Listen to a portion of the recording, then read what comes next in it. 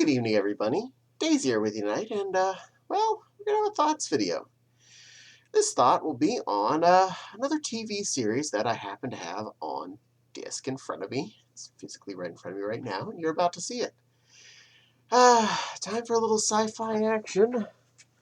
Today, we're going to talk about Farscape and the closing movie, which was something War. Peacekeeper War. Hey. And it was a Peacekeeper Wars. And all of Farscape. It was like 4 seasons worth of excitement. So this is a thick box of DVDs. And unfortunately, like a lot of TV series, it ended too soon as they still had story plot to go over. So fortunately, they were able to finish off with the movie. This really didn't spoil anything yet. That's just basically the recording status.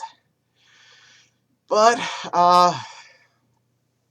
to save a little process here, yes, I'm probably going to have some spoilers in this, so if you haven't watched Farscape yet, you don't want to go in completely fresh, you don't need to watch this right now. You can watch it later.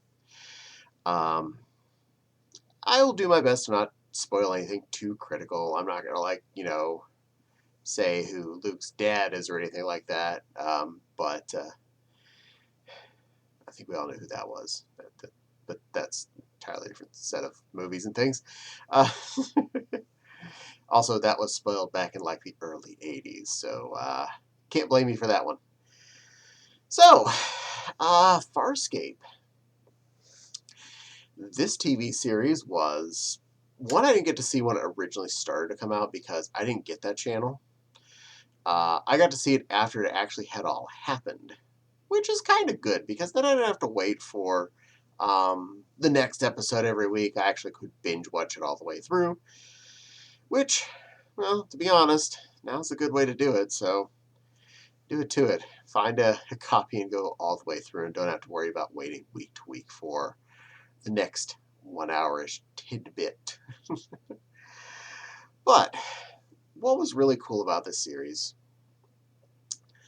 unlike, say, a Star Trek, at least the older ones, not some of the newer stuff, they weren't afraid to make the aliens very alien, and the ways they do things extra alien. Things weren't necessarily how a human might perceive them, and I am really proud that they went as far as they did in the not normal status.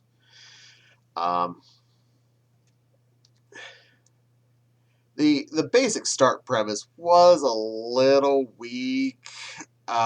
We had a small, it was like very, very minimalistic Earth set to start the show off, with the test piloting a new shuttlecraft up in space,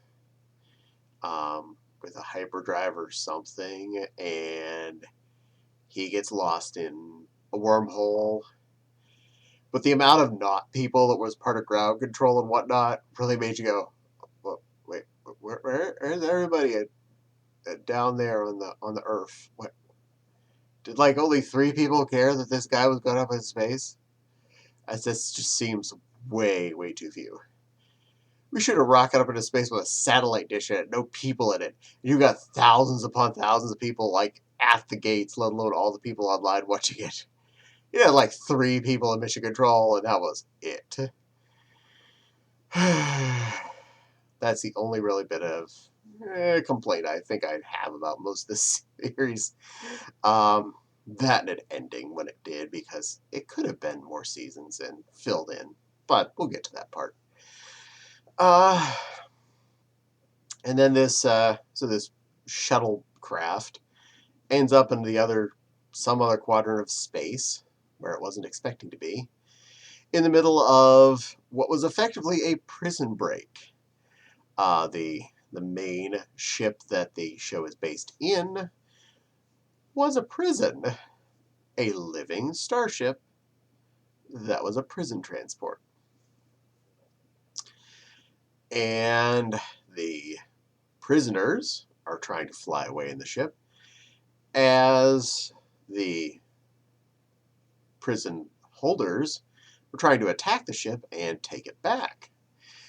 Our hero, our test pilots, shuttle warps in, or however they call their space travel, right in the middle of the combat.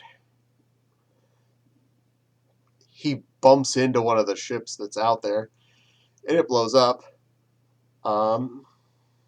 He has no weapons. He is literally just a shuttle pod.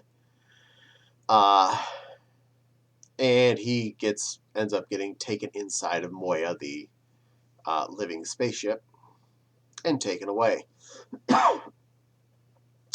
Also, at the same time, one of the fighter craft that was trying to stop them from getting away gets pulled in.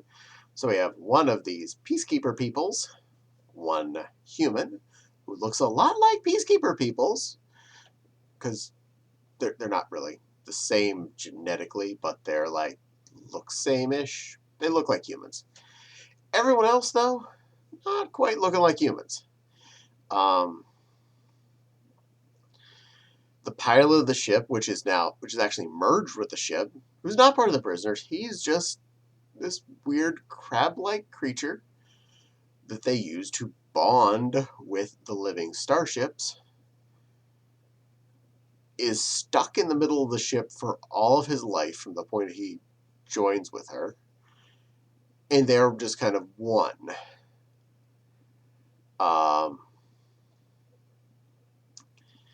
We have a little floating, well, he's not floating, he's on a floating chair, but little frog-like alien that's a royalty.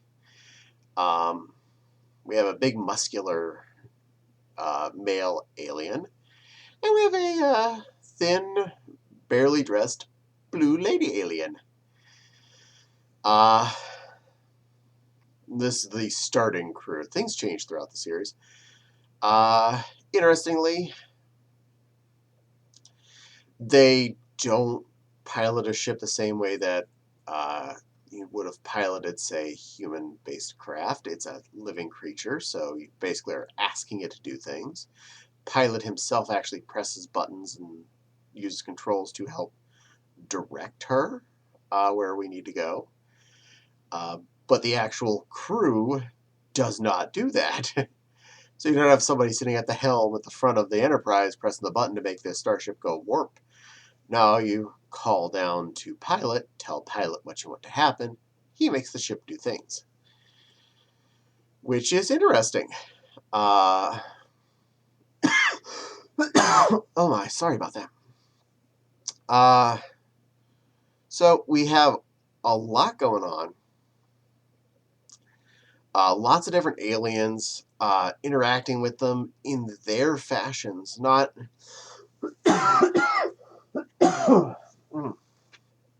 My apologies. Lots of interesting aliens, some more human-like, but a lot of them are very different.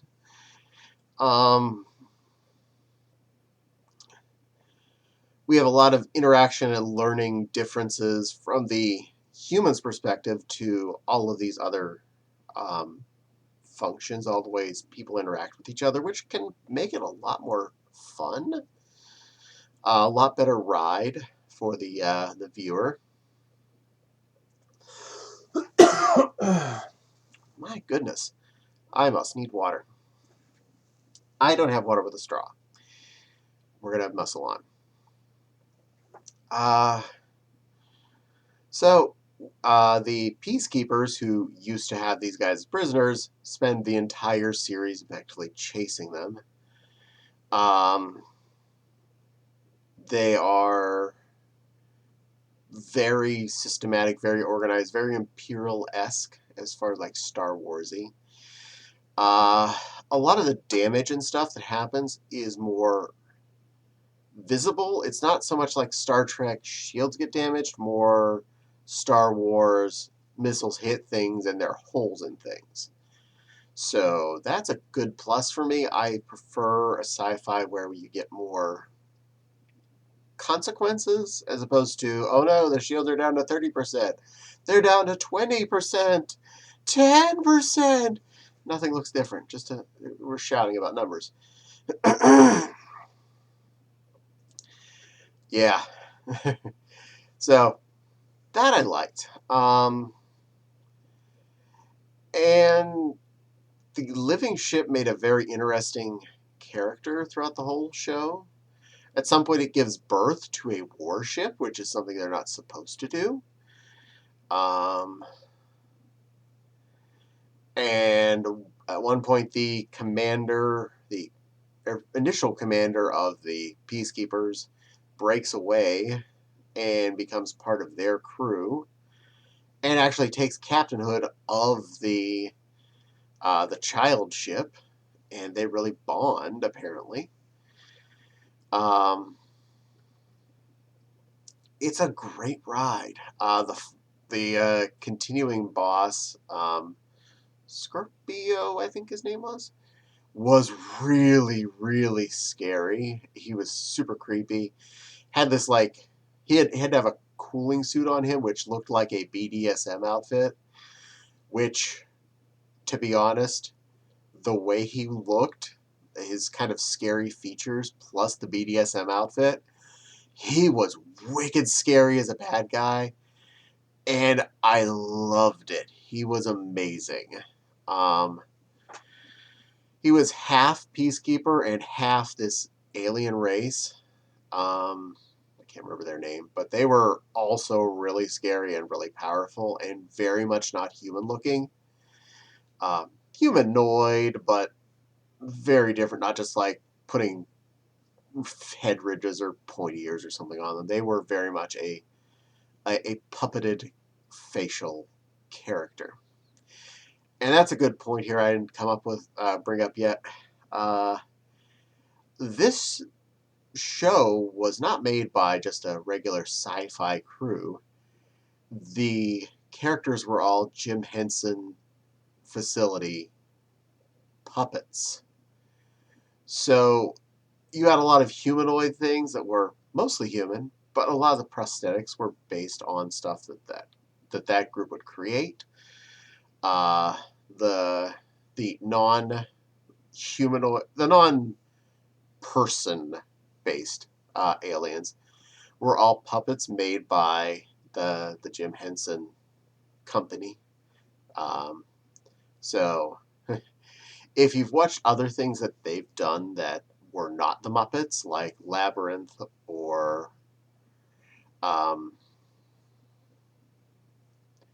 such, the one with the Gelflings, Dark Crystal. You can look at those and go, wow, those guys can do some creepy stuff, and they do. Both creepy, cool, ooky, icky, and altogether weird aliens. So we had an array throughout this entire series. And crew members would come and go as we went through the series, because like any TV series, actors sometimes have to go away and or they're not fitting with the next set of plot bits. So some people come, some people go. One we were kind of sad to see go. She actually probably was really enjoying her part, but the alien from the beginning that was a blue lady, she was great. Her character was amazing. The actress found out she was allergic to the makeup that they were putting on her. And let's just say, there was not much of her that was not covered in makeup. All over. Because there were so many times that she was either naked or mostly naked. Her hoo-ha was covered sufficiently in her. She didn't have nurples showing or anything. But she was covered from head to toe in this makeup that was seriously an allergy issue. And she still pushed on until they could write her out of the script. That took some doing. And near the end, you could tell knowing that. The time she was on scene, she was wearing much more clothing and a lot less blue was visible. I was like, and knowing that later, like, oh, I feel so bad for her because her face still had to be painted no matter what. Which means if you've ever had an allergic reaction type thing involving contact and you had to have it all over this, that is suffering for the masses. That is some serious pushing through this. But without spoiling too much, overall, we do end up with a lot of interesting space battles. Uh, Generally, the good guys don't have a lot of space-bearing weapons, at least in the beginning.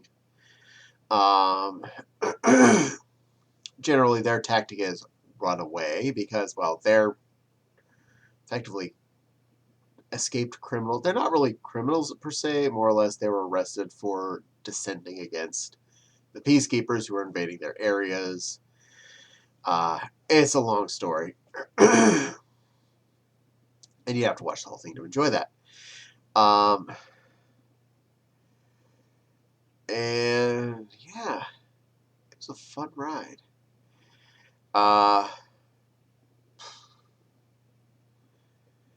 Graphics budget was definitely top of the mark. It was mid, early CGI stuff, so anything that was in space looked pretty good. Generally, the only times we really had a lot of CGI was out in space, so it was spaceship to spaceship CGI as opposed to not like people being part of the CGI. All the people stuff, as far as I know, was actually there. Puppets and or humans and or whatever were physically on scene. We didn't have anyone just sitting there conversing with a green screen, conversing with nothing there. But they did have really good starship interactions, combat, explosions, etc., which I'm pretty sure was all digitally created, which I'm okay with because it's a lot easier to make a starship do something if it is all you can just click and make it do things. As opposed to saying they're trying to move a physical model around to get better shots. So, yeah. A lot of cool people to alien interactions. At some point, we end up back on Earth. And that was a kind of an awkward couple episodes. But it did give some chance for some interesting interaction there. But I feel that part was a little bit not as smart a move.